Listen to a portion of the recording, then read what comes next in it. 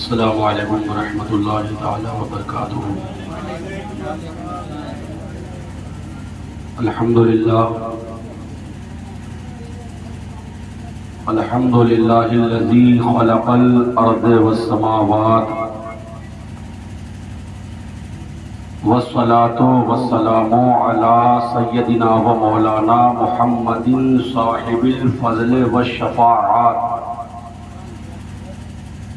وعلى الحسین ورفقائه الذین فازوا بالشہادات،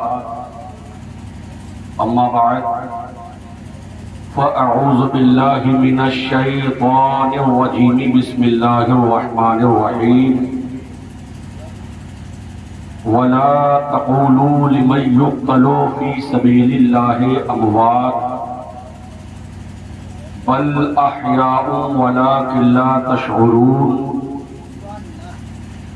صدق الله المولانا العظيم وبلغنا رسوله النبي الامين المكين المتين المبين الكريم الرؤوف الرحيم، وَنَحْنُ عَلَىٰ ذَلِكَ لَمِنَ الشَّاهِدِينَ وَالشَّاكِرِينَ وَالْحَمْدُ لِلَّهِ رَبِّ الْعَالَمِينَ۔ یا خدا بہر جناب مصطفیٰ امداد کن، یا رسول اللہ از بہر خدا امداد کن، یا شہید کربلا یا دافع کرب و بلا، گل رخا شہزادہ گلگوں قبا امداد کن۔ یا شہید کربلا یا دافع کرب و بلا، گل رخا شہزادہ گلگوں قبا امداد کن۔ یا شہید کربلا یا دافع کرب و بلا، گل رخا شہزادہ گلگوں قبا امداد کن۔ غوث اعظم و من بے سرو ساما مددے، قبلہ دی مددے کعبہ ایماں مددے۔ اسلام پہ حسین نے احسان کر دیا، نہیں بولیں گے؟ اسلام پہ حسین نے احسان کر دیا، گھر بھر خدا کی راہ میں قربان کر دیا، اور اپنے لہو سے سینچ کے پیارے حسین نے، اپنے لہو سے سینچ کے پیارے حسین نے، اے خاک کربلا تجھے ذیشان کر دیا، اے خاک کربلا تجھے ذیشان کر دیا۔ بلند آواز سے پڑھیے، اللہ ربی لا شریک لہ، اللہ ربی لا شریک لہ، اور پڑھ لیجیے، اللہ ربی لا شریک لہ، اللہ میرا رب ہے، اس کا کوئی شریک نہیں۔ سب لوگ کہیے بے شک۔ ایسی باتوں پر بے شک کہنا بھی اپنے مومن ہونے کی گواہی دینا ہے۔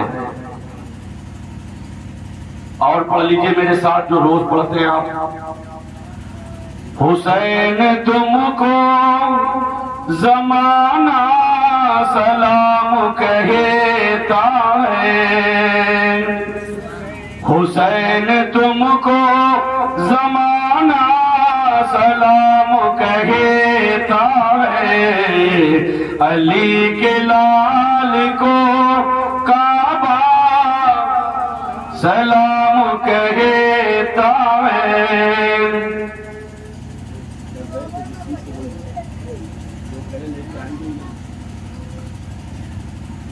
علی کے لال کو کعبہ سلام کہتا ہے۔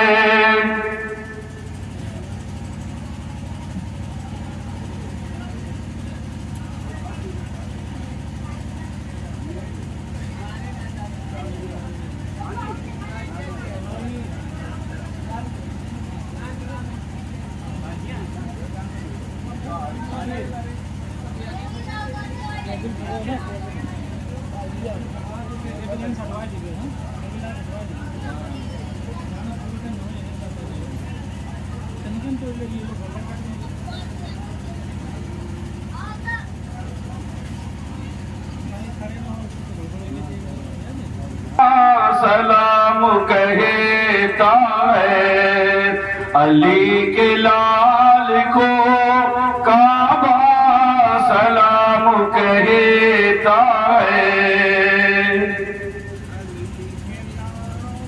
چراغ مسجد منبر سلام کہتے ہیں نبی رسول پیغمبر سلام کہتے ہیں چراغ مسجد منبر سلام کہتے ہیں نبی رسول پیغمبر سلام کہتے ہیں تمہارے نانا کا روزہ سلام کہتا ہے حسین تم کو زمانہ سلام کہتا ہے علی کے لال کو کعبہ سلام کہتا ہے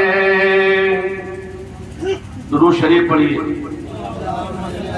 اللہم صلی علی سیدنا شفیعنا حبیبنا مولانا محمد مبارک وسلم صلاۃ و سلام علیک یا رسول اللہ صلی اللہ تعالی علیہ وسلم تمام تعریفیں اس خدائے وحدہ لا شریک کے لیے کہ جس نے لفظ کن سے پوری کائنات کو زینت بخشی درود و سلام کی ڈالیاں نچھاور ہوں گنبد خضرا کے اس مکین مقدس صلی اللہ تعالی علیہ وسلم کی تربت اطہر پر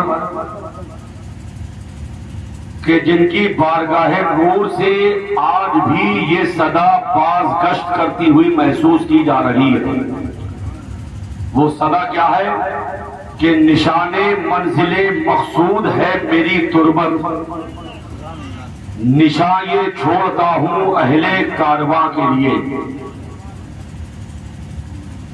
اور عقیدتوں اور محبتوں کے پھول نچھاور ہوں ان شہدائے اسلام صحابہ کرام علیہم الرضوان کی پاکیزہ بارگاہوں میں کہ جنہوں نے پیغام خداوندی کو ہم اور آپ تک پہنچانے کے لیے پھانسی کا پھندا تو چوم لیا لیکن دین اسلام کے مقدس پودے کے اندر ذرہ برابر بھی انہوں نے کوئی تکلیف نہ ہونے دی آج کی یہ مبارک شب نور جس کو شب عاشورہ بھی بولتے ہیں ابھی آپ دیکھیں گے واقعات شہادت کربلا والوں کی وہ عظیم داستان جو نمناک آنکھوں سے ہی سنی جاتی ہے آج بھی ان کے ذکر میں وہ تاثیر ہے کہ جب کوئی بیان کرے یا کوئی پڑھے آنکھ میں آنسو نہ بھی آ پائے تب بھی اندر سے دل روتا ہے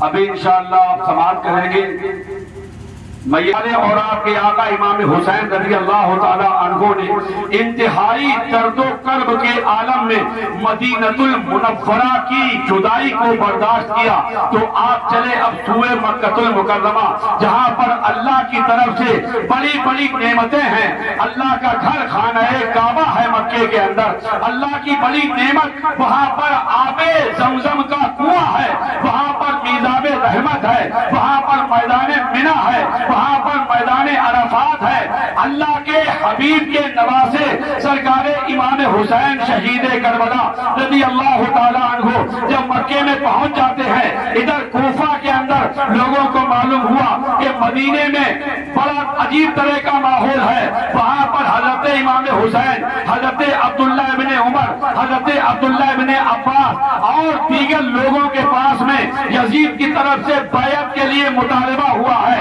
اور وہ لوگ مدینہ چھوڑ کر کے مکہ آ گئے ہیں تو پھر ادھر سے جو ہے برابر خط جاری ہے، برابر خط جاری، ایک خط آیا، دو خط آئے، تین خط آئے، یہاں تک کہ ایک تھوڑی سی مدت میں حضرت امام حسین کے پاس میں خطوں کی ایک اتنی بڑی جو ہے آپ سمجھیے پوٹلی ہو گئی، ایک تھیلی بھر گئی، جس میں بار بار یہی لکھا گیا تھا کہ آقا حسین ہمارے سر پر کوئی امام نہیں ہے، اگر آپ نہ آئے تو مجبوراً ہمیں ظلم کے ہاتھوں پر اپنا ہاتھ دینا ہوگا۔ جب آپ مکہ پہنچے تو 3 شعبان سن 60 ہجری تھی، یاد رکھیے گا یہ بات۔ خط جب آنے لگے یہاں تک کہ رمضان کا مہینہ آیا، 10 رمضان کو حضرت امام پاک کے پاس ایک روایت کے مطابق 40، ایک روایت کے مطابق 400 سے زیادہ خط جمع ہو گئے، جس میں اس بات کا اصرار تھا، اس بات کا بار بار اصرار کیا گیا، ضد کی گئی کہ حضور آپ تشریف لے آئیں۔ میرے آقا امام حسین رضی اللہ تعالی عنہ نے اپنے چچا زاد بھائی حضرت سرکار مسلم بن عقیل رضی اللہ تعالی عنہ کو اس بات پر آمادہ کیا کہ آپ پہلے کوفہ پہنچیں، اور ان لوگوں کے پاس ایک خط لکھ دیا کہ ابھی ہم اپنے بڑے معتمد اور مستند بھائی چچیرے حضرت امام مسلم بن عقیل کو تمہارے پاس بھیج رہے ہیں۔ اگر کوفہ میں پہنچنے کے بعد انہوں نے ہمیں بتایا کہ وہاں کے حالات سازگار ہیں تو ہم بھی تمہارے پاس پہنچ جائیں گے۔ یہ 10 رمضان کی بات ہے، ادھر حضرت امام مسلم چلتے ہیں اور کوفہ میں پہنچ جاتے ہیں۔ آپ کے ساتھ میں آپ کے 2 شہزادے ہیں، ایک کا نام محمد ہے، ایک کا نام ابراہیم ہے، یہ بھی ابا کے ساتھ جانے کی ضد کر لیتے ہیں۔ حضرت امام مسلم ایک مدت مدید کے بعد، لوگوں کے انتظار شدید کے بعد کوفہ میں پہنچ جاتے ہیں، اور اس کے بعد ہوتا یہ ہے کہ تمام تر اہلیان کوفہ نے حضرت امام مسلم کے دستے حق پرست پر حضرت امام حسین کے نام کی بیعت لے لی۔ ابھی ایک ہفتہ بھی نہیں بیتا ہے، حضرت سرکار امام مسلم بن عقیل مختار بن ابو عبیدہ کے مکان میں تشریف فرما ہے۔ ہفتہ نہیں بیتا کہ تقریباً 12,000 سے زیادہ لوگوں نے آپ کی بیعت کر لی۔ بات سمجھ میں آ رہی؟ 12,000 سے زیادہ جب لوگوں نے بیعت کر لی، سرکار امام مسلم نے دیکھا کہ حالات تو بڑے اچھے نظر آ رہے ہیں، انہوں نے فوراً ایک خط تیار کیا، آقا حسین کی بارگاہ میں بھیج دیا کہ بھائی یہاں کے حالات اچھے ہیں۔ ان لوگوں نے جیسے پہلے خط بھیجے اور ان نے جس طرح سے لکھا تھا اسی حساب سے یہ ابھی تک اپنے قول و قرار پر قائم ہیں۔ ادھر خط گیا، اس وقت میں کوفہ کے گورنر تھے حضرت نعمان بن بشیر، صحابی رسول ہے یہ۔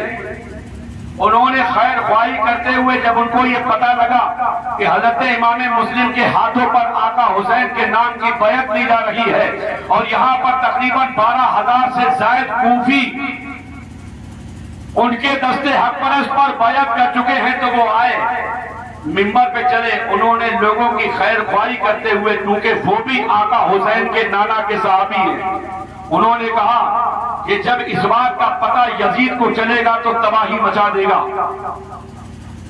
یزید کو جب پتہ چلے گا چونکہ یہ بیعت اس کے حکم کے خلاف ہے۔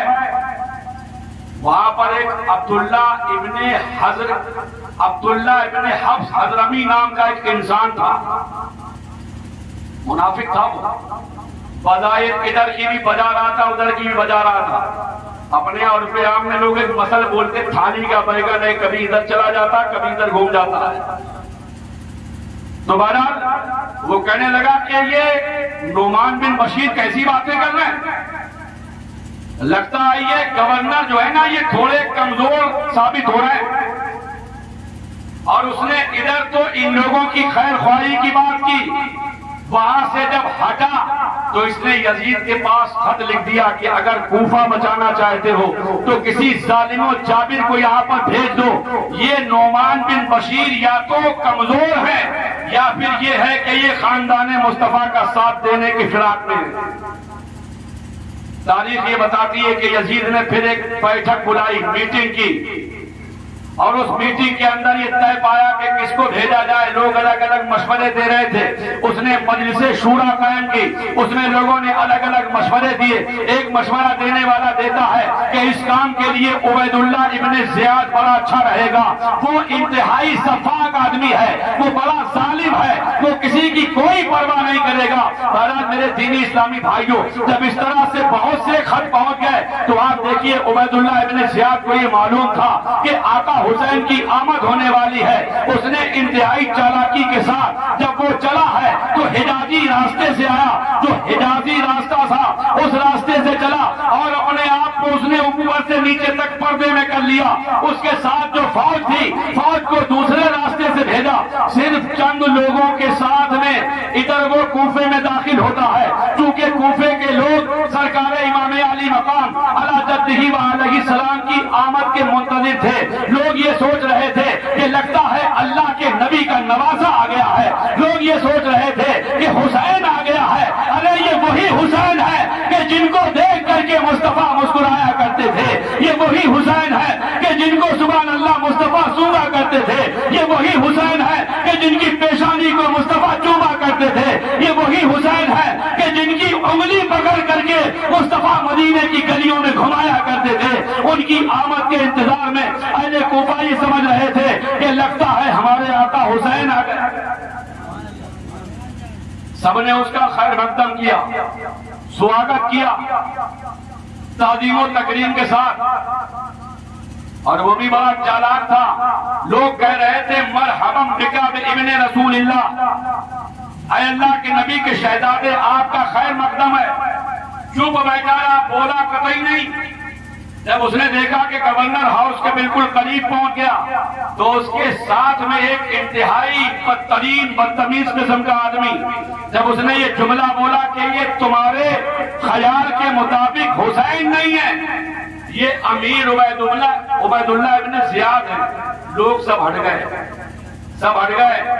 اور جیسے یہ گورنر ہاؤس میں پہنچا، تاریخ یہ بتاتی ہے، آپ نقش کربلا دیکھیں، آپ سوانح کربلا دیکھیں، آپ جو ہے دیکھیں جناب والا سرکار اعلیٰ حضرت کے منجر بھائی حضور استاد زمن علامہ حسن رضا بریلوی رحمت اللہ تعالیٰ علیہ کی بڑی مستند کتاب ہے آئینہ قیامت، آپ اس کا مطالعہ کریں۔ اور آپ آج کل چلنے والی کتاب بڑے مستند عالم دین فقیہ ملت حضرت علامہ شاہ مفتی جلال الدین احمد صاحب قبلہ امجدی رحمت اللہ تعالیٰ علیہ کی مشہور زمانہ تصنیف خطبات محرم کے اندر دیکھیں تو آپ کو یہ روایت ملے گی کہ عبید اللہ ابن زیاد جیسے ہی گورنر ہاؤس پر قابض ہوتا ہے، اس نے کوفے کے جو بڑے بڑے صاحبان ثروت لوگ تھے اس نے چال سے سب کو وہاں بلایا، اور جب وہاں جمع ہو گئے تو اس نے سب کو گرفتار کر لیا۔ اللہ اکبر، سب کو گرفتار کیا۔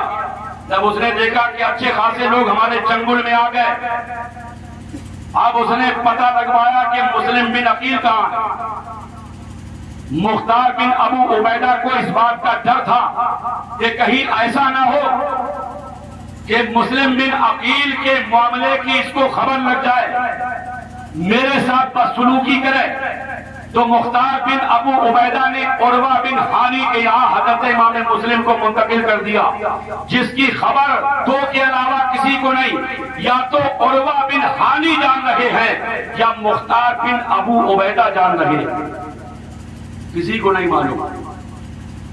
کیا ہوا آگے سنیے آپ توجہ کے ساتھ میرے دینی اسلامی ایمانی بھائیوں۔ عبید اللہ ابن زیاد نے لوگوں کو لالچ دیا کہ جو کوئی مسلم بن عقیل کا پتہ لگائے گا اس کو میں یزید سے کہہ کر کے فلاں فلاں جگہ کی گورنری دلا دوں گا۔ بڑے بڑے سورما نکلے تھے، لیکن سب ہمت ہار کے بیٹھ گئے. آخرکار اس نے ایک چال اور چلی. یہ بات وہی ہے کہ اللہ کی مرضی بھی اسی طرح کی کچھ تھی, حالات ویسے ہی بن جاتے ہیں. آپ نے بھی میرے بھائیوں ایک مثل سنی ہے, اور مثل کیا یہ حقیقت ہے کہ آدمی کا جہاں انتقال ہونا ہوتا ہے ایسے اسباب بنتے ہیں کہ آدمی ادھر ہی چلا جاتا ہے, ادھر ہی چلا جاتا ہے. میرے بھائیوں آپ دیکھیے کیا ہوا. اس کے پاس ایک شامی غلام تھا اس کا, جس کا نام تھا میقل بن یسار. کیا نام تھا؟ میقل. اس نے اس کو بلایا. یہ بہت چتر چالاک, انتہائی یہ کہہ لیجیے باطن کا خراب, اوپر سے بڑا خوبصورت لیکن اندر سے بڑا کالا, پیٹ کا گندا. یہ پہنچا کوفہ کی جامع مسجد کے اندر, ایسا منہ بنا کر کے پہنچا کہ لوگ اسے سمجھیں کہ اہل بیت اطہار نبوت کا چاہنے والا ہے. اتفاق سے وہاں پر حضرت مسلم بن اوسجا اسدی بیٹھے ہوئے تھے. ان سے جا کر کہنے لگا کہ میں نے سنا ہے کہ یہاں پر مدینے سے ایک اہل بیت کے بزرگ آئے ہوئے, چال دیکھیے. کہنے لگا میں نے سنا ہے کہ ایک بزرگ آئے ہوئے اور میں ان سے بیعت ہونا چاہتا ہوں, ان کے خاندان کا غلام ہوں. میرے پاس ان کی یہ امانت ہے 3000 درہم, یہ ان کی بارگاہ میں پیش کرنے آیا ہوں. حضرت مسلم بن اوسجا اسدی نے کہا کہ یار یہاں مسجد میں بہت سے لوگ دکھائی دے رہے ہیں, کیا تمہیں میں ہی ملا ہوں؟ آپ دیکھیے اس نے کیسی چال چلی. بولا سرکار آپ کا چہرہ بتا رہا ہے کہ آپ نبی کے گھر والوں کے چاہنے والے ہیں. آپ کے چہرے کی چمک بتا رہی ہے کہ آپ کے دل کے اندر نبی کے نواسوں کی محبت کا دیا جل رہا ہے, اسی کا یہ اجالا ہے. آپ اس کے جھانسے میں آ جاتے ہیں. بہرحال اس نے آپ کے ہاتھ پر بیعت کی, آپ نے پتہ بتا دیا. وہ روزانہ آتا حضرت امام مسلم کے پاس, دن بھر رہتا, شام کو پوری رپورٹ عبید اللہ ابن زیاد کو پتا دیتا جا کر. روزانہ ایک چلتا رہا, کافی دنوں تک چلا, بہت دنوں تک چلتا رہا. بالآخر ایک دن اس نے چالاکی کی, چونکہ حضرت امام مسلم عروہ بن ہانی کے مکان پر تشریف فرما تھے. اس نے عروہ بن ہانی کو بلایا, چونکہ عروہ کو یہ بات پتہ نہ تھی, ان کے ذہن میں بھی نہ تھا کہ اس کو معلوم ہو چکا ہے کہ حضرت مسلم ہمارے گھر میں ہیں. آپ بغیر کسی چونو چرا کے, بغیر کسی غور و خوض کے, بغیر کسی معاملے کے آپ چلے جاتے ہیں. آپ کے ساتھ اس نے اب زیادتی کی. جب آپ پہنچے تو اس نے کہا عروہ بن ہانی تمہیں پتہ نہیں ہے کہ تم اپنے گھر کو یزید کے خلاف سازشوں کا اڈا بنائے ہوئے ہو. تم اپنے گھر کو یزید کے خلاف جو لوگ ہیں جو علم بغاوت اٹھائے ہوئے ہیں تم انہیں پناہ دیے ہوئے ہو. آپ نے انکار کرنے کی کوشش کی تو اس نے فوراً اسی میقل نامی غلام کو سامنے کر دیا. اب جب حضرت عروہ بن ہانی نے اس کو دیکھا تو آپ چکر میں پڑ گئے, پیروں تلے زمین کھسک گئی کہ یہ تو روز ہمارے یہاں آتا تھا, اپنے آپ کو اہل بیت کا چاہنے والا سمجھ کہتا تھا. ایسے لوگ آج بھی ملیں گے آپ کو, لیکن آپ کسی کے چکر میں مت آئیے. اللہ نے آپ کو دماغ دیا ہے, اللہ نے آپ کو دھڑکنے والا دل دیا ہے, اللہ نے آپ کو سوچنے والی اعلیٰ فکر دی ہے. جہاں آپ اور دیگر معاملات میں بہت اچھے طریقے سے غور کرتے ہیں, سوچتے ہیں, پھر سوچنے کے بعد فیصلہ لیتے ہیں, اس کے بعد میں آپ جا کے کام کرتے ہیں بلا تشبیہ و تمثیل. اگر کوئی رافضی, خارجی, ناسمی یا دیگر اور کسی عقیدے کا خراب آدمی آپ کو برگلانے کی کوشش کرے تو آپ اپنے دل دماغ سے فیصلہ یہ لیجئے گا کہ یہ کہیں اوپر سے دھوکہ تو نہیں ہے. آپ اندر سے لے کر باہر تک اسے چیک کر لیجئے, اور یقیناً اگر وہ واقعی حسینی ہے تو اس کے چہرے کی سبحان اللہ مسکراہٹ بتا رہی ہوگی, اس کے چہرے کا تبسم بتا رہا ہوگا کہ یہ واقعی حسینی ہے. اس کو پہچان کے فیصلہ لیجئے. بہرحال حضرت عروہ بن ہانی کو اس نے قید کر لیا. جب یہ خبر باہر پھیلی کہ عروہ بن ہانی قید ہو گئے تو آپ کے خاندان کے لوگوں نے آ کر کے پورا گورنر ہاؤس گھیر لیا. عبید اللہ ابن زیاد بڑا گھبرایا, بڑا پریشان ہوا. یہ کہ اب کیا ہوگا، لیکن اس نے پھر چالاکی کی. اس نے حضرت قاضی شریف رضی اللہ تعالی عنہ سے کہا کہ دیکھیے آپ آ کر دیکھ لیجیے آرام میں ہے یا نہیں ہے. یہ آپ نے دیکھا جب تو آپ نے کہا ہاں ہے تو آرام میں. کہا تو پھر باہر جا کر گیٹ پر لوگوں کو بتا دیجئے کہ عروہ بن ہانی بالکل سلامت ہے. اور حضرت قاضی شریح کے ساتھ میں اپنا ایک آدمی بھیج دیا کہ اگر ذرہ برابر یہ وہاں پر کوئی گڑبڑ کرے تو وہی کام تمام کر دینا. اب حضرت قاضی شریح کو اس بات کا بھی ڈر ہے کہ اگر حقیقت حال سے آگاہ کرتا ہوں تو ادھر جو ہے معاملہ کچھ کا کچھ ہو جائے گا. ان کے دل میں یہ تھا کہ اس طرح سے حضرت امام مسلم کو تختہ دار تک پہنچا دیا جائے گا.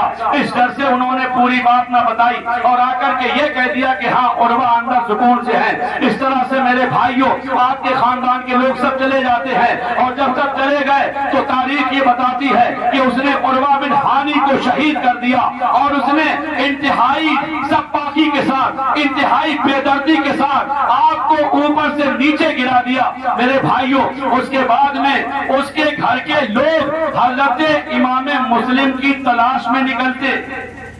جب حضرت امام مسلم کی تلاش میں نکلے تو اس سے پہلے حضرت امام مسلم نے بھی پورا گھیرا کر لیا آ کے گورنر ہاؤس کا.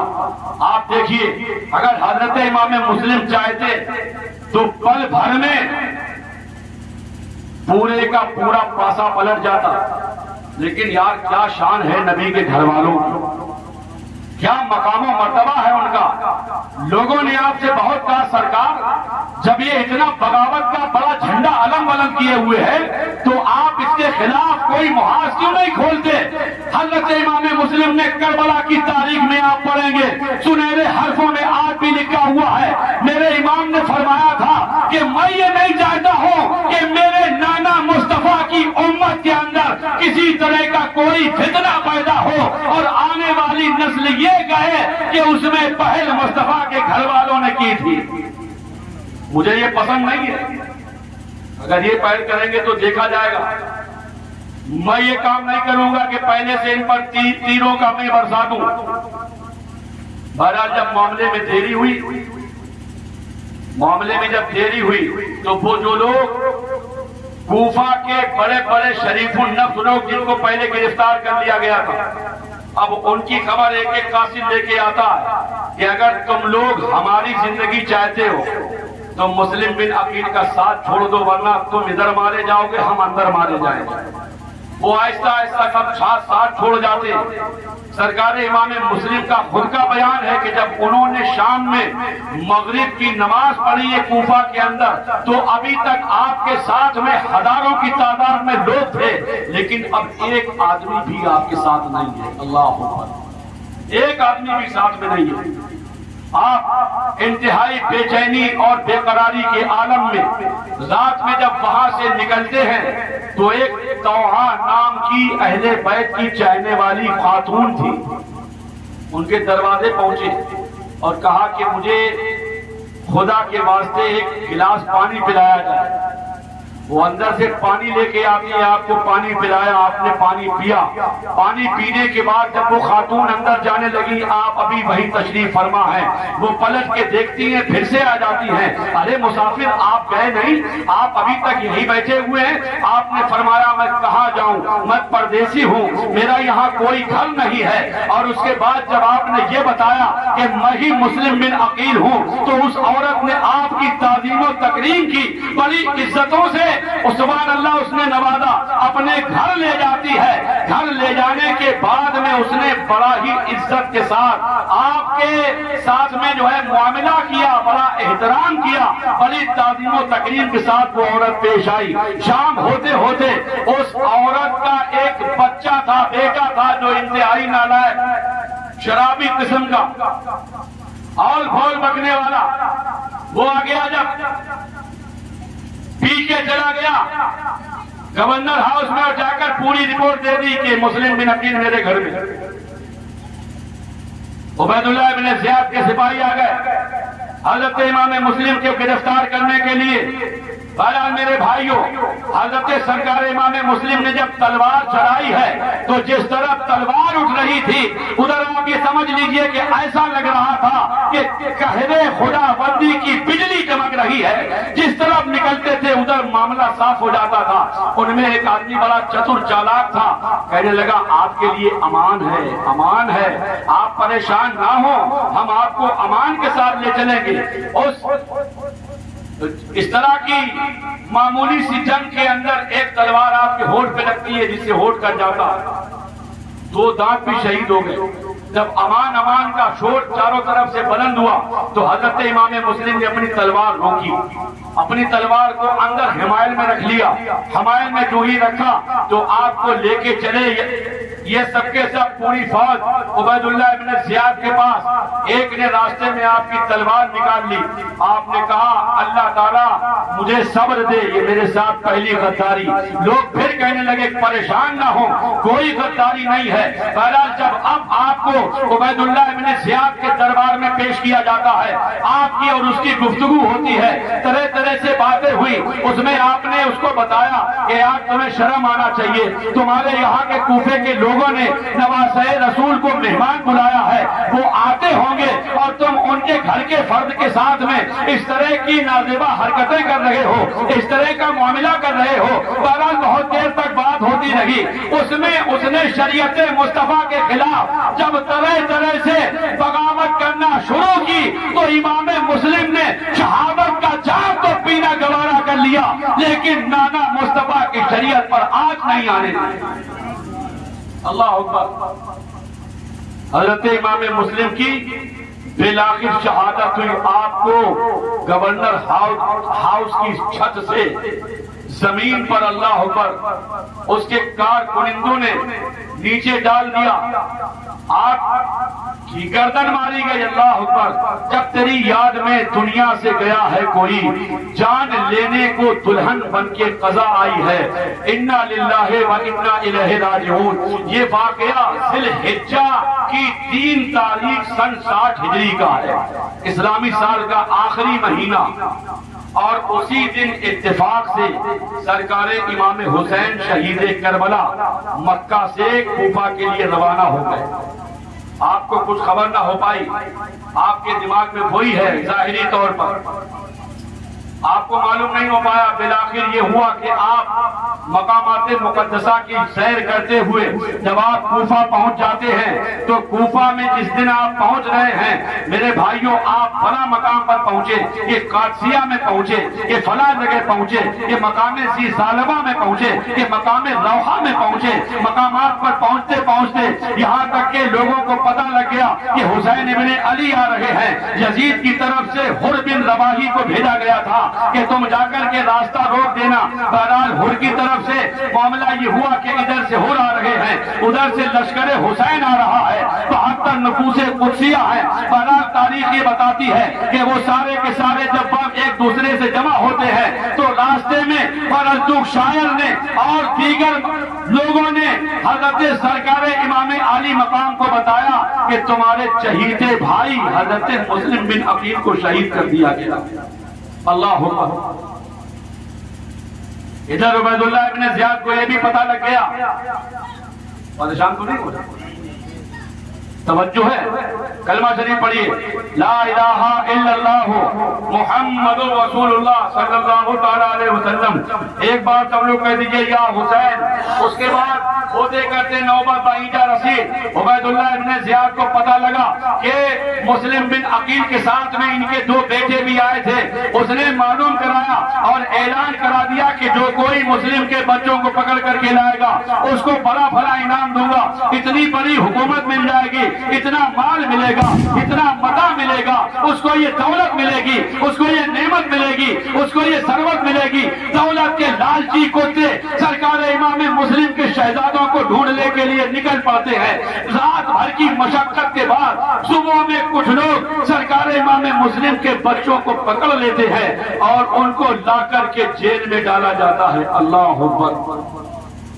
جب جیل میں ڈالا گیا تو اس وقت میں جیل کے داروغہ تھے حضرت مشکور، کیا نام تھا؟ حضرت مشکور۔ جب ان کو پتا لگا کہ ان کے والد کو شہید کر دیا گیا، ان کو بھی شہید کر دیا جائے گا، تو انہوں نے جب دوبارہ رات آتی ہے، رات میں انہوں نے دونوں شہزادوں کو تیار کیا اور کہا بچوں رو مت، صبح میں جو ہے تم اس قافلے کے ساتھ پہنچ جاؤ گے جو مدینے جا رہا ہے، آؤ آؤ میں تمہیں بتاتا ہوں، دیکھو تم فلاں مقام پر پہنچنا، میں یہ تمہیں انگوٹھی دیتا ہوں، تم وہاں اس کوتوال کو دکھانا، وہ کوتوال میرا بھائی ہے، اس سے کہنا کہ مجھ کو جو ہے مشکور نے بھیجا ہے۔ بہرحال میرے بھائیوں، اللہ کی طرف سے ان بچوں کو بھی چھوٹی سی ننھی عمر میں جام شہادت نوش کرنا تھا۔ جس راستے سے چلے تھے، جس راستے سے چلے، صبح میں اسی راستے پر پھر آ گئے۔ اللہ اکبر۔ دونوں ایک دوسرے کو دیکھ کے روتے ہیں۔ قریب میں ایک درخت تھا، کھوکھلا درخت ہے، اس کے اندر دونوں بیٹھ جاتے ہیں۔ ادھر جب عبید اللہ ابن زیاد کو پتا لگا کہ مشکور نے ان کو رہا کر دیا، بلایا، کہاں ہیں شہزادے؟ مسلم کے بچے کہاں گئے؟ تو نے انہیں چھوڑا، تجھے مجھ سے ڈر نہیں لگا؟ حضرت مشکور بولے جو خدا سے ڈرتا ہے وہ کسی سے نہیں ڈرتا ہے، اور مجھے تو خدا کو بھی اور اس کے حبیب مصطفیٰ کو بھی میدان محشر میں اپنا یہ چہرہ دکھانا۔ بہرحال کافی دیر بحث و مباحثے کے بعد حضرت امام مسلم پر کوڑے برسائے گئے۔ پہلا کوڑا جب پڑا، حضرت سرکار مشکور کے منہ سے آواز نکلی، یا اللہ مجھے صبر دے۔ دوسرا کوڑا پڑا تو آپ نے لا الہ الا اللہ پڑھا۔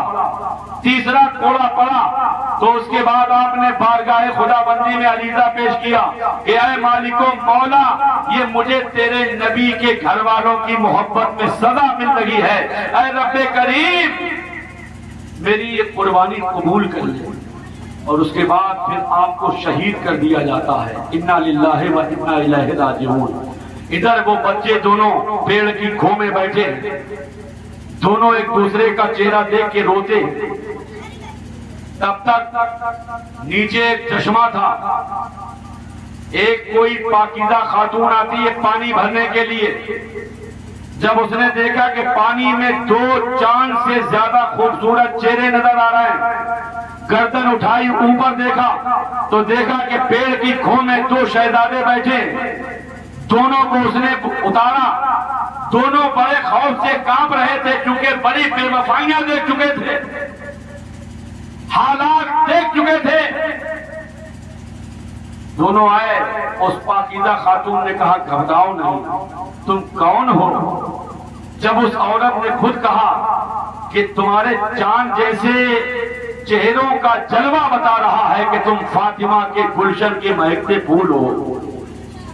انہوں نے جب اتنا سنا تو رونے لگ گئے، کہا تم نے ٹھیک پہچانا، ہم مسلم کے شہزادے ہیں۔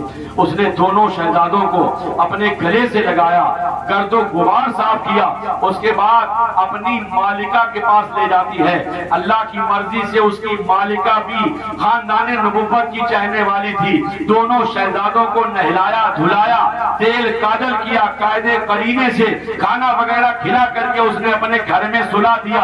ادھر عورت تو بڑی پاکیزہ کردار ہے، لیکن اس کا شوہر حارث نام کا یہ انتہائی بیکار ہے۔ جب وہ رات میں تھکا ہارا گھر میں آیا، عورت نے کھانا لگایا، کھا کر کے سو گیا۔ رات جب آدھی سے زیادہ بیت جاتی ہے تو بڑا بھائی بیدار ہوتا ہے اور روتے ہوئے کہتا ہے کہ بھیا اٹھو، ابھی میں نے ایک بڑا بھیانک خواب دیکھا ہے۔ خواب یہ دیکھا ہے کہ مصطفیٰ جان رحمت تشریف لائے ہوئے ہیں، حضرت علی شیر خدا آئے ہوئے ہیں، امام حسن مجتبیٰ آئے ہوئے ہیں، اور انہی کے جھرمٹ میں ہمارے تمہارے والد بھی ہیں۔ نانا مصطفیٰ فرما رہے ہیں کہ مسلم تم اکیلے چلے آئے، تمہارے شہزادے کہاں ہیں، ہمارے نور نظر کہاں ہے، ہمارے لخت جگر کہاں ہے؟ ہمارے ابا نے نانا مصطفیٰ کی بارگاہ میں یہ عرض کیا ہے کہ ان قریب ہمارے شہزادے بھی آپ کے ہاتھوں سے جام کوثر پینے کے لیے ابھی آنے والے ہیں۔ چھوٹے بھائی اٹھے، بولے بھیا جو تم نے دیکھا ہے یہی خواب ابھی ہم نے بھی دیکھا ہے۔ ایک دوسرے سے چپٹ کے روتے ہیں، چونکہ وہ دونوں کے دونوں شہزادے اس گھر کو اپنی پناہ گاہ سمجھے ہوئے تھے۔ جب روئے ہیں تو ان کے رونے کی آواز سے حارث حارث کی آنکھ کھل جاتی ہے، حارث بیدار ہوتا ہے، بیدار ہونے کے بعد میں جب اس نے آگے پوچھا کہ تم کون ہو، انہیں نہیں معلوم تھا کہ یہ کون ہے، انہوں نے چونکہ اس گھر کو اپنی جائے پناہ سمجھا ہوا تھا، فوراً بتا دیا کہ ہم مسلم کے بیٹے ہیں۔ میرے بھائیوں، اس نے دونوں کو مارنا شروع کر دیا، تماچے مارے، اس نے دونوں کی یہ بالوں کی جو زلفیں تھی ایک دوسرے میں کس دی۔ عورت بہت سمجھاتی ہے، خدا کے واسطے یہ فاطمہ کے راج دلارے ہیں، انہیں مت مار۔ اور وہ دیکھیے آپ کیا کہتا ہے کہ تمہیں شرم نہیں آتی ہے، آج تمہیں ڈھونڈتے ڈھونڈتے پورے دن مارا گھوما ہوں، میرا گھوڑا بھی مر گیا اور تم ہمارے گھر میں عیش کا بستر جمائے ہو۔ اللہ اکبر۔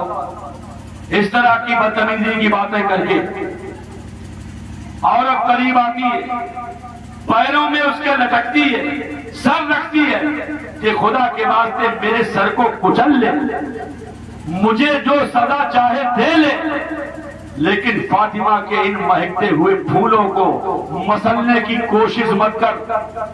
کل میدان محشر میں اللہ کے نبی کی شہزادی نے اگر مجھ سے پوچھ دیا تو میں ان کو جواب کیا دوں گا؟ مجھے مار لے۔ ظالم نے ایک نہ مانی، عورت کے جب ایک ٹھوکر لگائی تو اس کا سر دیوار سے لڑ جاتا ہے، بے ہوش ہو جاتی ہے۔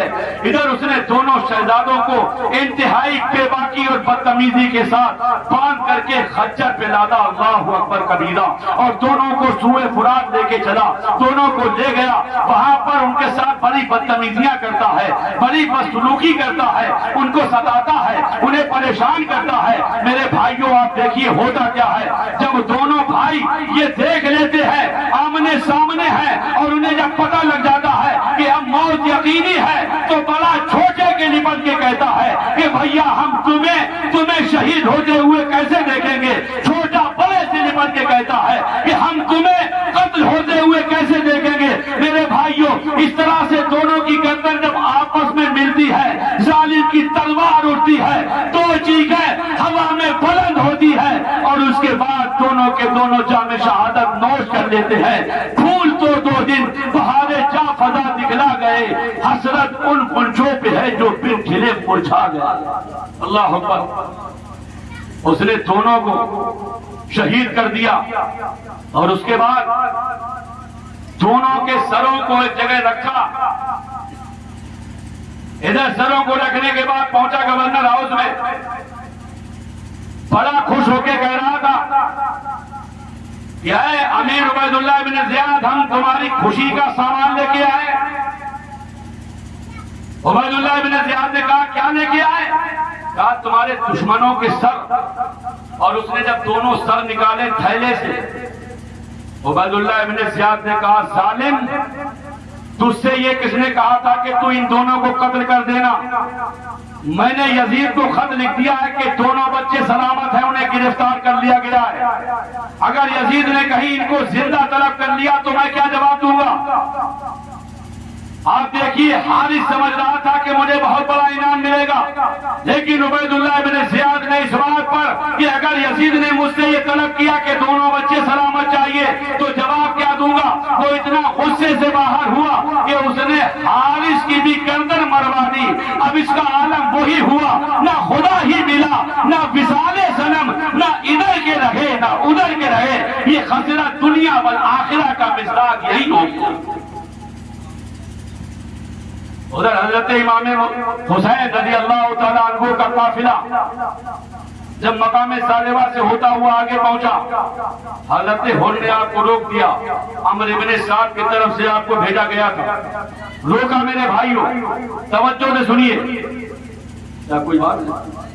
کلمہ شریف پڑھیے، لا الہ الا اللہ محمد رسول اللہ صلی اللہ تعالیٰ علیہ وسلم۔ میرے دینی اسلامی بھائیوں، قافلے کو روکا گیا۔ جب روکا گیا تو کہا کہ آپ کو آگے نہیں جانے دیا جائے گا۔ بہرحال یہ محرم کی پہلی تاریخ ہے، سن 61 ہجری ہے۔ آقا حسین کا قافلہ وہاں پہنچ جاتا ہے، جن میں چھوٹے چھوٹے بچے ہیں، جن میں بی بی سکینہ ہے، جس میں حضرت علی اصغر ہیں، جن میں حضرت علی اکبر ہیں، جن میں حضرت قاسم ہیں، جن میں حضرت عباس علمدار ہے، جس میں حضرت مسلم کے دوسرے بھائی ہیں، جس میں شہزادگان مولا علی ہے، جس میں شہزادگان حضرت عقیل ہے۔ اہل بیت اطہار نبوت کا یہ 82 لوگوں پر مشتمل یہ وہاں پر آیا تھا۔ لوگ جو 72 کی بات کرتے ہیں تو اس میں یہ ہے کہ 72 لوگوں نے جام شہادت نوش کیا، کیونکہ ان میں عورتیں بھی تو تھیں، حضرت شہر بانو بھی تو ہیں، حضرت سیدہ زینب بھی تو ہیں، حضرت علی اصغر کی والدہ بھی تو ہیں، اس طرح سے تقریباً 10 عورتیں ہیں، اور 72 وہ لوگ جنہوں نے کربلا کے میدان میں اپنی اپنی جانوں کا نذرانہ دین کے تحفظ کے لیے، ملت کی بقا کے لیے، اسلام کی سربلندی کے لیے، ایمان کے آفاقی پیغام کو ہم اولاد تک پہنچانے کے لیے قربان کیا، وہ 72 تھے۔ پہلی تاریخ ہو گئی۔ حضرت امام حسین نے جب حالات کا جائزہ لیا، ان کے سامنے ایک تقریر فرمائی اتمام حجت کے لیے، ورنہ میرے آقا حسین خوب جانتے ہیں کہ یہ کیا چاہتے ہیں، چونکہ میرے آقا حسین اس باپ کے بیٹے ہیں جو علم کے شہر کا دروازہ ہے، اس نبی کے نواسے ہیں جو علم کا شہر ہے۔ حضرت آقا حسین نے ان سے فرمایا کہ دیکھو یہ تمہارے پاس سے اتنے اتنے خط پہنچے تھے، تم لوگوں نے مجھے اس طرح سے بلایا، اب اگر تم لوگ چاہ رہے ہو کہ میں یہاں نہ رہوں تو پھر بہتر یہ ہے کہ میں واپس جاؤں۔ تم نے ہمارے چچیرے بھائی حضرت مسلم کو شہید کر دیا، ان کے شہزادوں کو شہید کر دیا، بہرحال صورتحال ایسی بنی، راستے نکالے گئے، امام پاک کی تقریر میں ایسی جاذبیت تھی، ایسی کشش تھی، ایسی حلاوت تھی، بہت لوگوں کے دل ادھر مائل ہونے لگے۔ عمرو بن سعد کو بھیجا گیا ایک لمبے لشکر کے ساتھ۔ توجہ سے سنیے، یہ عمرو بن سعد حضرت سعد بن ابی وقاص کا بیٹا ہے، اور حضرت سعد بن ابی وقاص وہ صحابی رسول ہیں جنہیں اللہ کے نبی نے دنیا ہی میں جنتی ہونے کی بشارت دے دی۔ اللہ اکبر۔ یہ جب آ گیا تو بہت دیر باتیں ہوئی، حضرت سرکار امام پاک نے اس کے سامنے بہت سی شرائط رکھی، ان میں 3 شرطیں ایسی تھی اس نے مان لی۔ جب اس نے مانی تو وہ شرطیں عمرو بن سعد نے مانی، عبید اللہ بن زیاد تک پہنچائیں۔ ادھر جب پہنچائیں وہ شرطیں تو وہاں پر شمر وغیرہ بڑے خبیث لوگ موجود تھے، انہوں نے کہا کہ یہ جو ہے وہ بلا وجہ کی بات کر رہے، یہ تو حسین کے ساتھ پوری رات بیٹھ کے باتیں کرتے، یہ تو ان کی موافقت کی بات کریں گے۔ اگر آپ چاہتے ہیں کہ حسین یزید کی بیعت کر لیں تو یہ یاد رکھیے جانے مت دینا، یا تو وہ بیعت کریں اور یا پھر جنگ کے لیے تیار ہو جائے۔ یہ خبر پہنچائی گئی عمرو بن سعد کے ساتھ، اور اس کو یہ بھی بتایا گیا کہ اگر تو نے ان کے موافقت میں کوئی بات کی تو یاد رکھ اچھا نہیں ہوگا، اور اگر تو نے ان کے خلاف محاذرائی کر دی تو رے کی خلافت اور گورنری تیرے حوالے ہو جائے گی۔ اللہ اکبر۔ حضرت حر نے راستہ روکا تھا، ہوتے کرتے نوبت یہاں تک پہنچتی ہے کہ 7 محرم ہو جاتی ہے۔ کتنی محرم؟ 7۔ توجہ سے سن لیجئے میرے بھائیو، 7 محرم جب ہوئی تو ادھر 22,000 کا لشکر جرار، ادھر صرف 72 نفوس قدسیہ۔ یزیدیوں کو بھی معلوم تھا کہ یہ علی کا گھرانہ ہے، ان کے یہاں کا ایک ایک سپاہی ہمارے 1000 پہ بھاری ہے۔ 22,000 کا لشکر جرار، اور صرف اتنا ہی نہیں میرے بھائیوں، 7 تاریخ کو پانی بھی بند کر دیا گیا۔ اللہ اکبر۔ 7 تاریخ ہو جاتی ہے، 8 ہو جاتی ہے، جب یہی 9 کی رات آتی ہے جس میں ہم اور آپ بیٹھے ہیں، نقارہ بجایا جاتا ہے جنگ کا، سیدہ زینب رضی اللہ تعالی عنہا نے جب وہ آواز سنی تو فوراً پکار اٹھتی ہے کہ بھائی دیکھو یہ کیا معاملہ ہے. حضرت سرکار امام علی مقام حضرت عباس علمبردار کو بھیجتے ہیں کہ جاؤ جا کے پتہ کرو. اور معلوم کیا جب تو پتہ لگا کہ یا تو تم یزید کی بیعت کرو یا جنگ کے لیے تیار ہو جاؤ. سرکار امام علی مقام نے گویا کہ انہیں پیغام دے دیا کہ سنو میرے جیسا آدمی اس طرح سے یزید کے ظالم کے ظلم کے ہاتھوں پر چھپ کے بیعت کر لے ایسا نہیں ہو سکتا ہے. مرد حق باطل کے آگے مات کھا سکتا نہیں, سر کٹا سکتا ہے لیکن سر جھکا سکتا نہیں. آپ نے جب اس طرح سے بات کی تو ادھر سے آواز آتی ہے جنگ کے لیے تیار ہو جاؤ. اب دیکھیے میرے بھائیوں, غور کرنے والے جملے ہیں, توجہ سے دل میں اتار کے لے جائیے.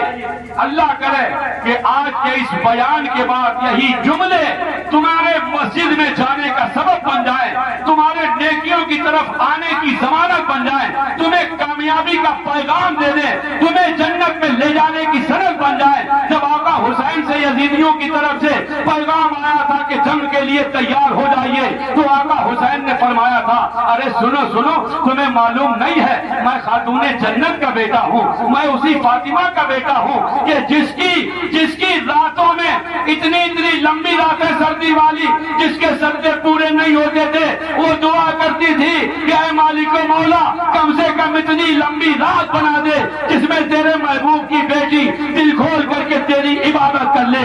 تمہیں معلوم نہیں ہے یزیدیوں, میں اسی فاطمہ کا لال ہوں, میں اسی علی کا بیٹا ہوں جس نے مقام صحبہ میں ایک وقت کی نماز قضا ہو گئی تو آنکھوں میں اتنے آنسو آئے کہ نبی علیہ السلام بھی اس سے جاگ گئے. مجھے نماز سے کتنی محبت ہے تمہیں معلوم نہیں ہے. میں اسی پیغمبر کا نواسا ہوں کہ جس نے اتنی لمبی عبادت کی ہے, اللہ کی طرف سے جس کے لیے پیغام آ گیا یا ایھا المزمل قم اللیل الا قلیلا, اے چادر اوڑھنے والے رات کو قیام تو کیجئے لیکن تھوڑا.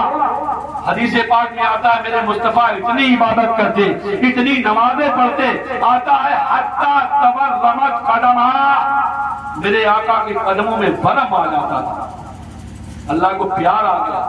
میرے آقا حسین نے یہی سب باتیں فرمائی. میں اسی نبی کا نواسا ہوں.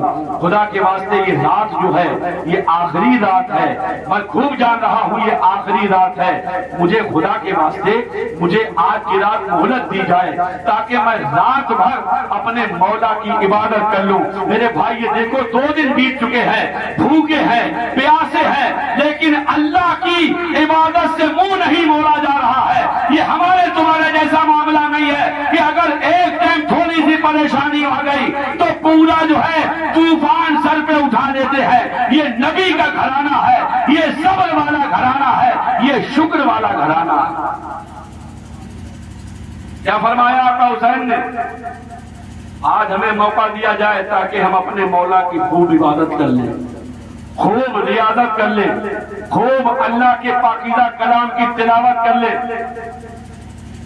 میرے بھائیوں, رات پیشانیوں نے سجدے کے خوب مزے لوٹے, زبانوں نے ذکر خدا کی لذت حاصل کی. جب صبح کا سورج طلوع ہوتا ہے جو اپنے ساتھ میں قیامت کا سامان لے کے آتا ہے, صبح میں جب سورج طلوع ہوا, ایک تفصیل طلب امر ہے, امام نے اپنے اہل خانہ میں اپنے جانباز لوگوں میں رات میں ہی ایک حصے میں تقریر فرمائی تھی کہ دیکھو یزید کی یہ فوج جو ہے اس کا معاملہ مجھ سے ہے, یہ میرے خون کے پیاسے, میرے بعد انہیں کسی سے کوئی مطلب نہیں, اس لیے میں تم سب کو اجازت دیتا ہوں کہ تم رات کے حصے میں کسی طرف نکل جاؤ, میرا معاملہ میں صبح کو نپٹ لوں گا.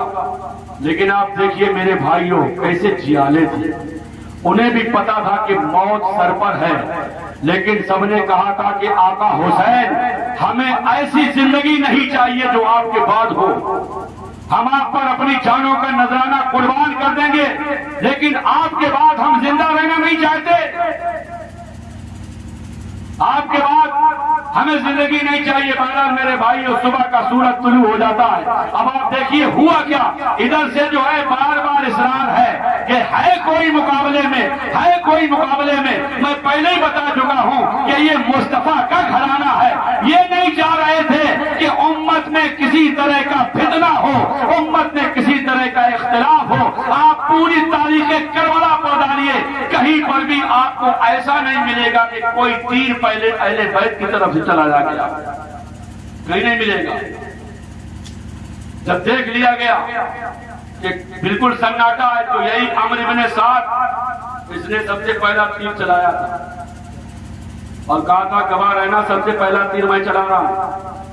تاریخ کربلا یہ بتاتی ہے کہ جب تک امام حسین رضی اللہ تعالی عنہ کے دیگر قرابت تھا، آپ کے چچا کے بیٹے، آپ کے بھتیجے یا آپ کے اور دیگر احباب، یہ سارے کے سارے حیات رہے، نبی کے گھر والوں پر کسی پر آنچ نہیں آنے دی، یکے بعد دیگرے سب جام شہادت نوش کرتے جا رہے ہیں۔ بالآخر وہ وقت آ جاتا ہے، اب امام حسین کے سامنے ان کا 18 سال کا جوان بھتیجا ہے، سرکار امام حسن مجتبیٰ کی یادگار ہے، جس کو لوگ دیکھ کر کے حضرت امام حسن کی عظمتوں کے گن گانے لگتے تھے۔ چاند سے زیادہ چمکتا ہوا چہرہ سرکار امام قاسم کا ہے، چچا حسین کے سامنے کھڑے ہیں، عرض کرتے ہیں اے میرے چچا جان، اب مجھے جنگ میں جانے کی اجازت دیجیے۔ میرے آقا حسین نے اپنے بھتیجے کی پیشانی کو چوما اور اس کے بعد فرمانے لگے اے میرے بھتیجے قاسم، تم میرے بھائی امام حسن مجتبیٰ کی یاد ہو، کیا تمہیں اس لیے بھیج دوں کہ تم ان کے نرغے میں جا کر کے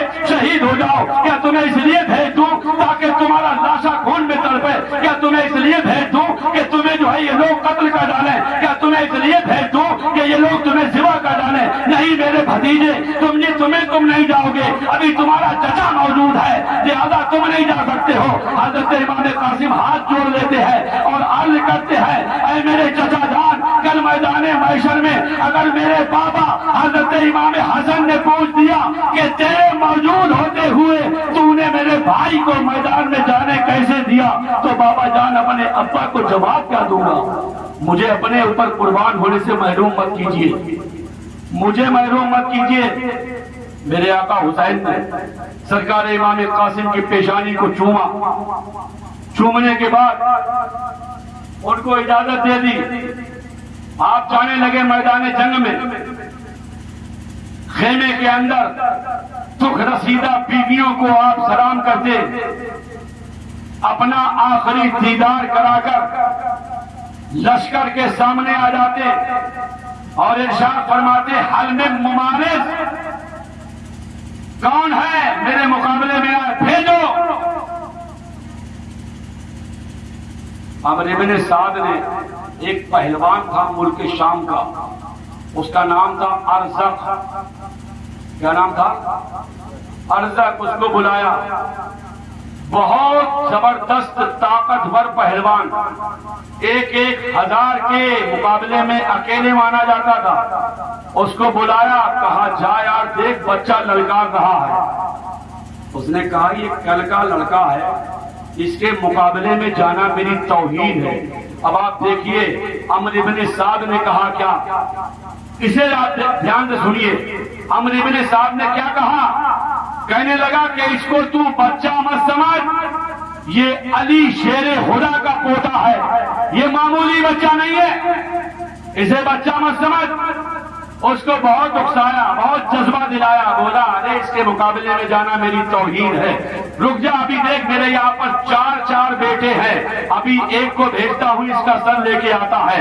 ارزق کا پہلا بیٹا حضرت امام قاسم کے مقابلے میں آتا ہے، وار کرنا ہی چاہتا ہے، شیر خدا کے شیر نر نے ایک ہی وار میں اس کا کام تمام کر دیا۔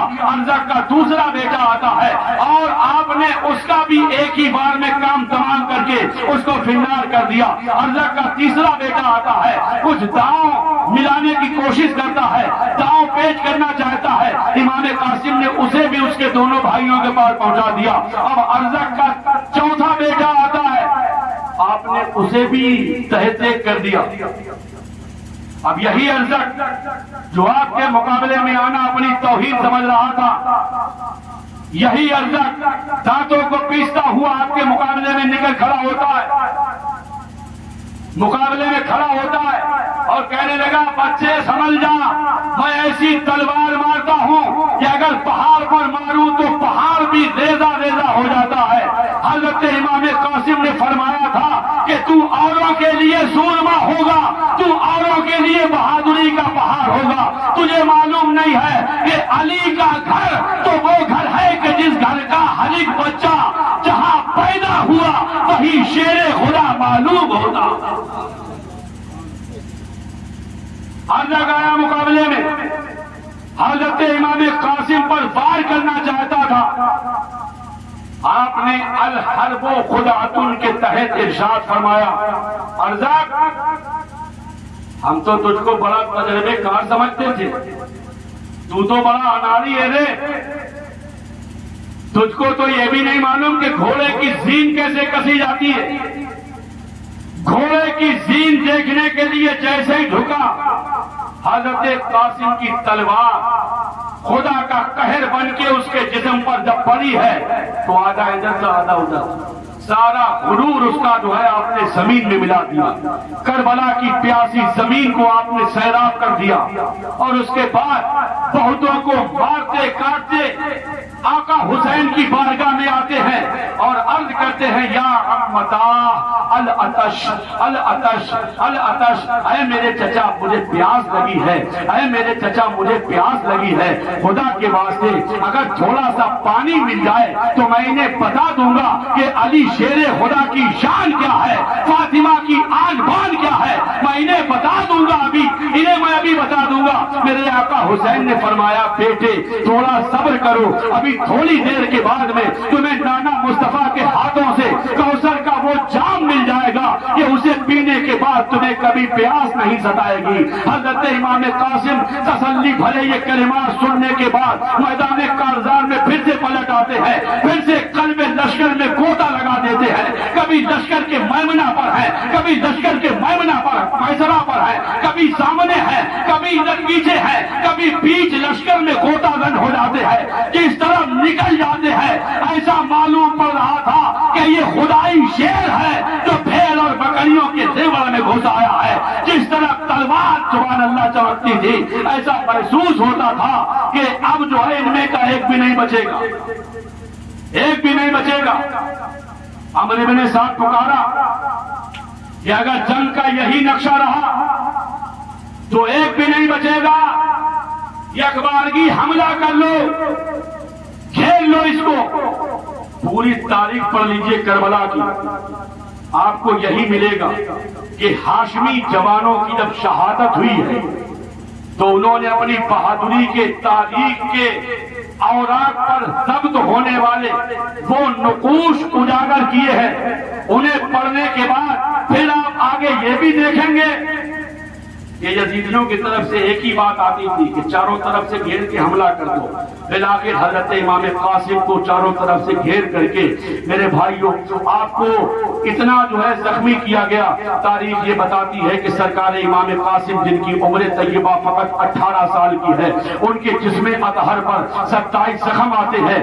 حضرت سرکار امام قاسم ان زخموں کو کھانے کے بعد یہاں تک کہ آپ کی پیشانی پر ایک تیر لگتا ہے، آپ گھوڑے سے نیچے آنا چاہتے ہیں، آواز نکلتی ہے، یا امتا یا امتا ادرکنی، اے میرے چچا میری خبر گیری کیجئے، اے میرے چچا مجھے بچائیے۔ حضرت امام حسین دوڑ کے جاتے ہیں، آقا امام قاسم کو گود میں لیتے ہیں، اور اس کے بعد آپ جب ان کو لے کر زمین پہ ایسے بیٹھنا چاہتے ہیں، حضرت امام قاسم نے جب آنکھ کھولی تو اپنے سر کو اپنے آقا حسین جوانان جنت کے سردار کی گود میں پانے کے بعد مسکراتے ہیں، اور مسکراتے ہوئے داعیے اجل کو لبیک کہہ جاتے ہیں۔ جب تیری یاد میں دنیا سے گیا ہے کوئی، جان لینے کو دلہن بن کے قضا آئی ہے۔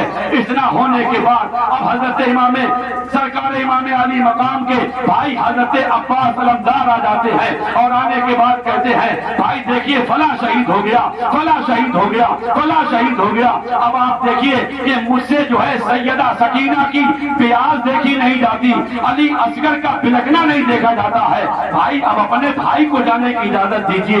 حضرت امام علی مقام نے بھائی عباس کی پیشانی کو چوما، فرمایا نہیں، ارے اگر تم چلے گئے تو پھر میرا علم کون اٹھائے گا؟ تمہیں نہیں جانا ہے، ابھی تمہارا بھائی موجود ہے، مجھے جانے دیجیے۔ حضرت امام عباس علم بردار نے عرض کیا تھا کہ بھیا مجھے ایسی زندگی نہیں چاہیے جو آپ کے بعد ہو، ایسی زندگی نہیں چاہیے، خدا کے واسطے سیدہ کے دلاروں پر مجھے قربان ہونے سے مت روکیے۔ جب انہوں نے ضد کی تو میرے آقا حسین نے حضرت عباس کو جانے کی اجازت دے دی۔ آپ نے ایک مشکیزہ لیا، تلوار لی، گھوڑے پر آپ تشریف فرما ہوئے۔ آپ دیکھیے تقریباً 3000 کا پہرا تھا نہر فرات پر، اللہ اکبر۔ لیکن علی شیر خدا کا یہ شیر نر لوگوں کو مارتے کاٹتے گرتے پڑتے اپنا گھوڑا فرات میں خدا دیتا۔ مشکیزہ بھر لیا اور چلو میں ایسے پانی لیا تھا کہ اس کو پی لوں۔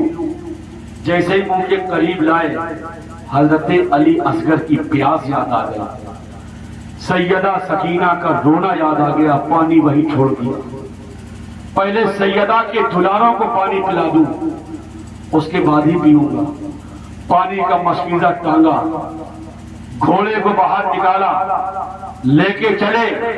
یزیدیوں کی نظر پڑ جاتی ہے، پریشان مت کو بہت تیزی سے سمیٹے دے رہا ہوں میں۔ کلمہ شریف پڑھ لیجیے بلند آواز سے، لا الہ الا اللہ محمد رسول اللہ صلی اللہ تعالیٰ علیہ وسلم۔ پانی کا لے کر آپ مشکیزہ چلے، یزیدیوں کی نظر پڑ جاتی ہے، ترنت پکار اٹھتے ہیں کہ دیکھو خیمہ حسینی تک پانی کا ایک بوند بھی پہنچ نہ پائے، اگر پانی پہنچ گیا تو یاد رکھنا تمہاری عورتیں بیوہ ہو جائیں گی، بچے یتیم ہو جائیں گے۔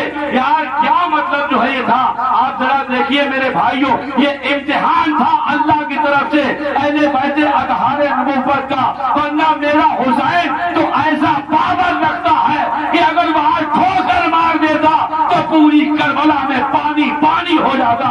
لیکن میرے آقا حسین کو امتحان دے کر کے سبحان اللہ اپنے خدا کو پورے طور سے راضی کرنا تھا اور قیامت تک کے لیے اسلام کی عظمت کو محفوظ رکھنا تھا۔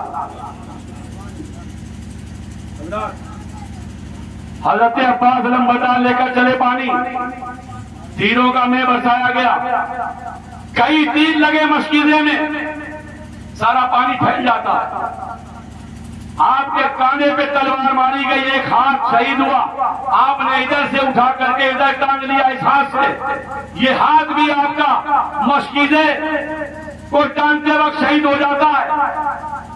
دانتوں سے دبا لیا، پانی لے جانا چاہ رہے تھے لیکن خیمہ حسینی تک پانی پہنچنا رب کو بھی منظور نہ تھا۔ حضرت عباس جب زخموں سے چور ہو گئے عرض کرتے ہیں یا خواہ ادرکنی، میرے بھائی میری خبر لیجیے۔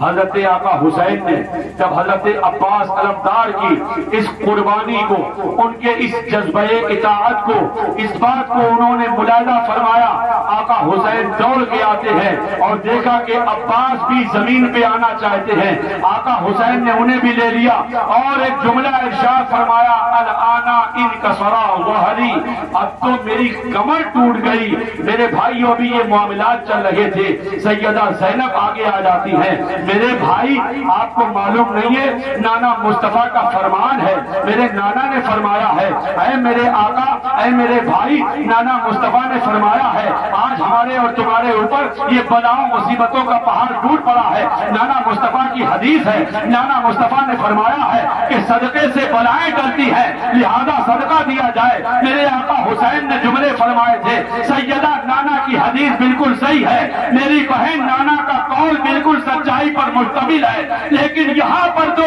ہم لوگوں کے پاس ظاہری طور پر پینے کے لیے پانی بھی نہیں ہے۔ آپ اس وقت میں اللہ کی بارگاہ میں صدقہ کیا دوں؟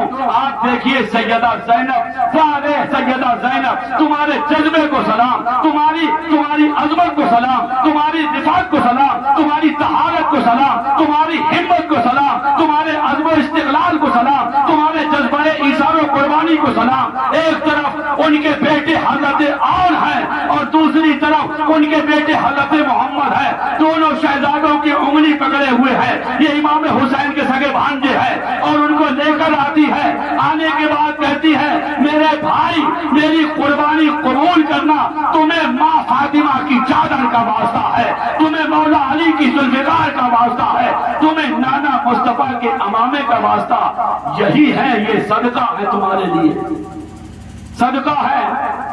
میرے آقا حسین نے فرمایا بہن زینب کیا میں تمہاری گود کو اجڑوا دوں؟ کیا تمہارے بچوں کو ان یزیدیوں کے ہاتھوں قتل کروا دوں؟ نہیں میری بہن زینب یہ قربانی مت دو۔ سیدہ زینب ہاتھ جوڑ لیتی ہے، آج نانا مصطفیٰ نہیں ہے جو تمہاری خدمت میں پیش کرتی ضمانت کے لیے، والد مولا علی نہیں ہے، بھائی حسن مجتبیٰ نہیں ہے، والدہ فاطمہ الزہرا نہیں ہے۔ روایت یہ بتاتی ہے، جملہ سن لیجئے، حضرت سیدہ زینب کا پورا حلیہ سیدہ بی بی فاطمہ کا عکس جمیل تھا، حضرت علی اکبر کا سراپا نانا مصطفیٰ کی طرح سبحان اللہ تھا۔ حضرت عباس علمدار کو دیکھ کر کے لوگ علی مولا شیر خدا کو یاد کرتے تھے۔ یہ تین ذاتیں کربلا میں بار بار امام حسین کے سامنے اسی لیے رکھی گئی کہ اگر نانا مصطفیٰ کی یاد آئے تو اپنے بیٹے علی اکبر کو دیکھ لینا، ماں فاطمہ کی یاد آئے تو بہن زینب کو دیکھ لینا، اور اگر بابا علی کی یاد آئے تو بھائی عباس کو دیکھ لینا۔ آج سیدہ زینب بار بار منت سماجت کرتی ہے، بالآخر میرے آقا حسین نے دونوں شہزادوں کو میدان کارزار میں جانے کی اجازت دے دی۔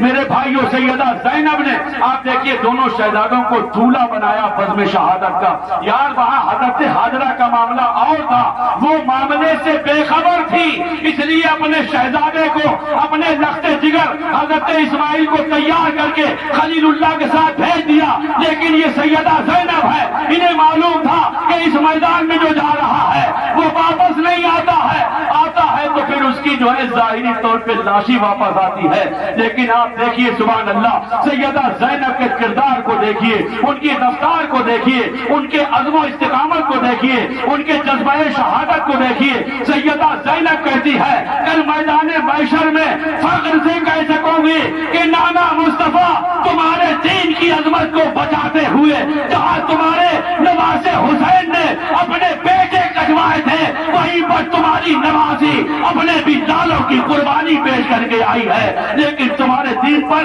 ذرہ برابر حرف نہیں آنے دیا۔ اس طرح کا جذبہ دیکھا تو دونوں شہزادوں کو دولہا بنایا۔ دولہا بنانے کے بعد میں آقا حسین کے ذریعے ننھی ننھی تلواریں دے کر کے میدان کارزار میں بھیج دی۔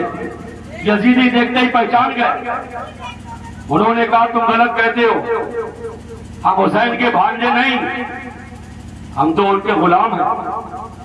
طرح طرح سے باتیں کی، بظاہر چھوٹے لیکن جس طرف نکل جاتے ہیں لوگوں کو بتا دیتے ہیں کہ شجاعت کیا چیز ہے، لوگوں کو بتا دیتے ہیں کہ عزم و حوصلہ کیا چیز ہے، لوگوں کو بتا دیتے ہیں کہ دین پر مر مٹنے کا جذبہ کیا چیز ہے۔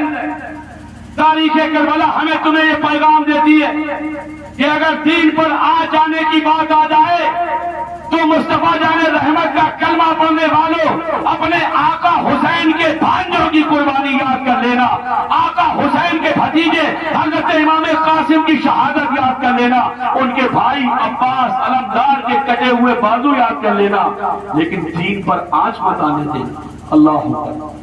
دونوں شہزادے بہادری کے جوہر دکھاتے ہوئے یہ بھی جام شہادت نوش کر لیتے. یزیدیوں کی طرف سے آواز آتی ہے حسین اپنے بھانجوں کو لے جاؤ. ادھر سیدہ زینب نے جب خیمے کے اندر سے یہ جملہ سنا کہ اپنے بھانجوں کی لاش لے جاؤ تو رو اٹھتی ہیں اور کہتی ہے مولا میری زندگی بھر کی کمائی یہی میرے بیٹے تھے, میں نے تیرے دین کی عظمت پر قربان کر دیے. اور اس کے بعد دونوں بچوں کی لاشوں کو کلیجے سے لگاتی ہے, کہتی ہے اے میرے اون, اے میرے محمد, ایک مرتبہ اور اپنی ماں کے سوکھے ہوئے پستانوں کو منہ لگا لو, اب تو تمہیں جو ہے دوبارہ دیکھنا نصیب نہ ہوگا. روتی ہے, کبھی اون کو دیکھتی ہے, کبھی محمد کو دیکھتی ہے, لیکن اندر سے آواز بھی آ رہی ہے کہ اے زینب کل میدان محشر میں نانا مصطفیٰ تمہیں جان بھی دیں گے اور یہ بھی فرما رہے ہوں گے کہ باری میری بھانجی, میری بیٹی فاطمہ کی لخت جگر, تو نے بھی دین کی عظمت کے لیے وہ کارنامہ انجام دیا ہے. تیرے اس کارنامے کو میرا ایک ایک امتی رہتی دنیا تک یاد رکھے. بس آخری بات ایک اور سن لیجیے, کلمہ شریف سنا کے بلند آواز سے لا الہ الا اللہ محمد رسول اللہ. اتنا معاملہ جب ہو جاتا ہے, مجھے اس چیز کا اعتراف ہے کہ بس 10 منٹ اور لگیں گے انشاءاللہ, بات پوری ہوتی ہے. توجہ ادھر دیجیے. اب آپ دیکھیے منظر کس طرح کا ہے. اب آقا حسین کے سامنے آپ کا 19 سال کا جوان بیٹا شبیہ پیمبر حضرت علی اکبر کی شکل میں حاضر ہے, اور آنے کے بعد عرض کرتے ہیں بابا جان مجھے میدان میں جانے کی اجازت دیجیے. آقا حسین سارے مناظر اپنی نگاہ نور سے ملاحظہ فرما چکے. ارشاد فرماتے ہیں بیٹا تمہیں جب دیکھتا ہوں, جب نانا کی یاد آتی ہے تو تمہیں دیکھ کر کے تسلی دیتا ہوں. کیا تمہیں ان کے نرمے میں اس لیے بھیج دوں تاکہ تم جام شہادت نوش کر لو؟ کیا تمہیں اس لیے بھیج دوں تاکہ یہ تمہیں بھی کاٹ ڈالیں؟ کیا میں تمہیں اس لیے بھیج دوں تاکہ یہ تمہیں بھی شہید کر دیں؟ میرے آقا حسین نے فرمایا شہزادے تمہیں نہیں جانا ہے, ارے ابھی تمہارا بابا موجود ہے, تمہارے بابا کو جانا ہے. تمہارے بابا کے بعد یہ پھر کسی سے جنگ نہ کریں گے. میرے آقا علی اکبر نے عرض کیا ابا حضور مجھے اپنے اوپر قربان ہونے سے محروم مت کیجیے. بھائی قاسم شہید ہو چکے, چچا عباس علمدار کی شہادت ہو چکی, پھوپھی کے بیٹے اونو محمد جام شہادت نوش کر چکے. کل نانا مصطفیٰ نے اگر مجھ سے میدان محشر میں پوچھ لیا کہ اے میرے جوانان جنت کے سردار کے بیٹے علی اکبر یہ بتا کہ تجھے کون سی چیز نے میرے نواسے پر مر مٹنے سے روکا تھا, کیا جواب دوں گا نانا؟ ایک عجیب طرح کا جذبہ ہے. حضرت امام علی اکبر میدان میں آتے ہیں.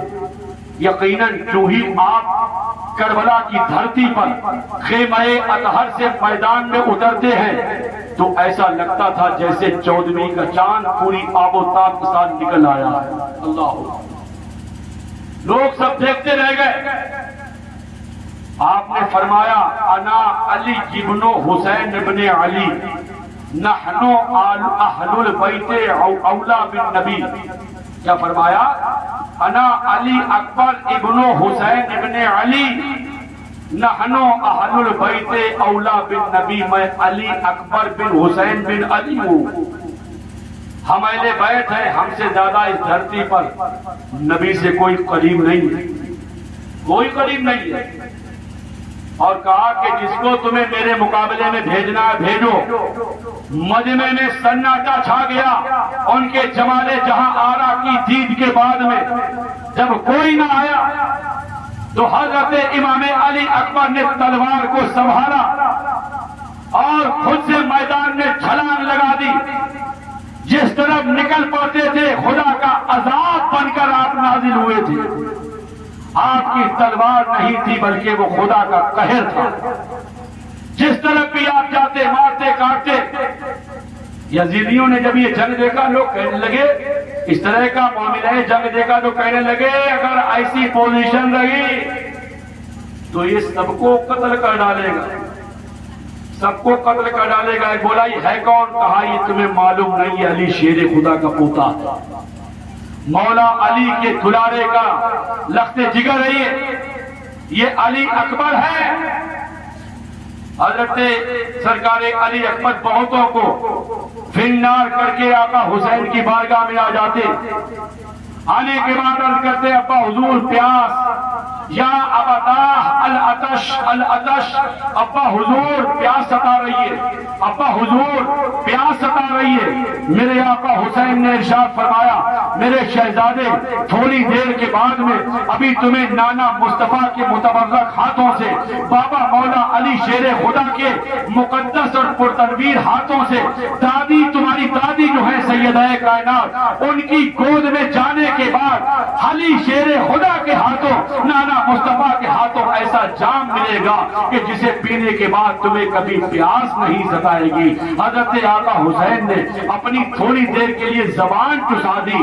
حضرت سرکار علی اکبر پھر سے پلٹ آتے ہیں، پھر سے آپ جس طرف جاتے ہیں ادھر صفایا کر دیتے ہیں۔ بڑے بڑے پہلوان تھے، کہیں تاریخ ہے، کہیں عمر بن تاریخ ہے، کہیں اس کے بیٹے ہیں، کہیں بڑے بڑے سورما ہیں، سب کو مارتے کاٹتے آپ تاریخ کربلا کے اندر یہ جوان مردی کے جوہر دکھا کر کے یہ بتا جاتے ہیں کہ یہ علی شیر خدا کا مقدس گھرانہ ہے اور ان کی رگوں کے اندر ہاشمی خون سبحان اللہ جوش مار رہا ہے۔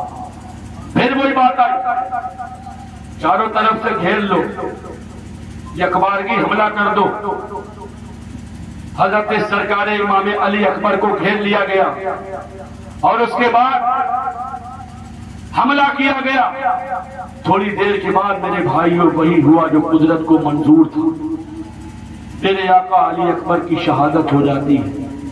آقا حسین قریب جاتے، آپ کے جسم اطہر کو اٹھاتے ہیں، چہرہ منور سے گرد و غبار کو صاف کرتے ہیں۔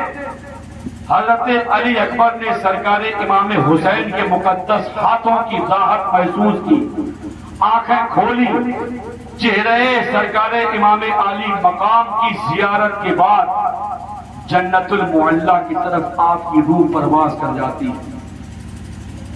پھول تو دو دن بہارے جا فضا دکھلا گئے، حسرت ان غنچوں پہ ہے جو بن کھلے مرجھا گئے۔ میرے بھائیوں انشاءاللہ تعالی اس کے بعد کے واقعات، سرکار علی اصغر کی شہادت، امام حسین شہید کربلا کی شہادت، یہ آپ صبح سماعت کریں گے۔ کل صبح 10 بجے سے انشاءاللہ یہاں پر دن میں محفل سجے گی 1 بجے تک، اور یہیں پر کل شریف ہوگا۔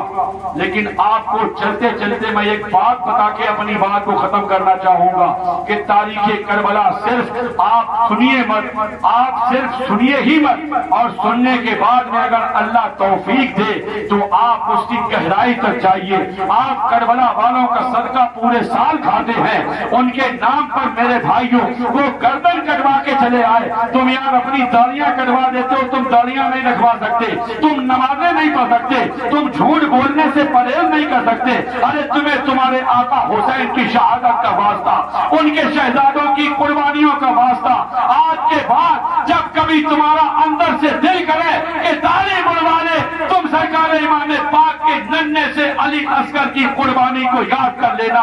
لیکن میرے بھائیوں اپنی داڑھی پر استرا مت چلوانا۔ کل میدان محشر میں تمہیں اپنے آقا علی اصغر کے سامنے بھی آنا ہے، علی اکبر کے سامنے بھی پیش ہونا ہے، تمہیں عباس علمدار کا بھی سامنا کرنا ہے، تمہیں جوانان جنت کے سردار فاطمہ کے دخت جگر حضرت مولا علی کے شیر نر شبیہ پیمبر حضرت سرکار امام حسین شہید کربلا کے ہاتھوں سے اگر تمہیں کوثر کا جام لینا ہے بوسیلہ مصطفیٰ تو پھر ان کے نقش قدم پر بھی چلنا ہوگا۔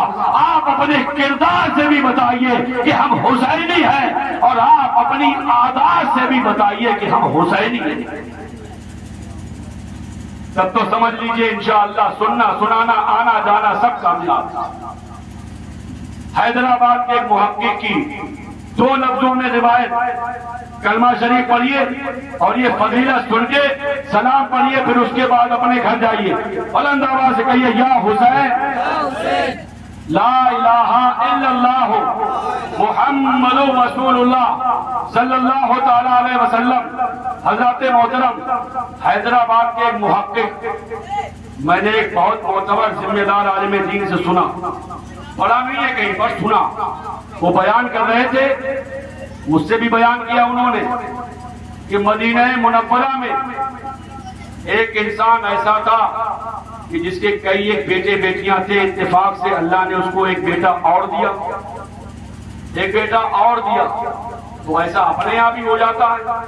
وہ جو بیٹا اب نیا پیدا ہوا ہے اس کا چہرہ مورا سب اس سے الگ تھا، لوگ اس کو تانا دے رہے تھے کہ یہ تیرا میں نہیں، بڑا پریشان، بہت پریشان ہو گیا، جدھر جاتا تھا یہی باتیں، جدھر جاتا یہی باتیں، دیکھ تیرے جیسا کلر نہیں ہے، تیرے جیسا رنگ نہیں، تیرے جیسا روپ نہیں، ایسا ہے ویسا، طرح طرح کی باتیں لوگ کر رہے تھے۔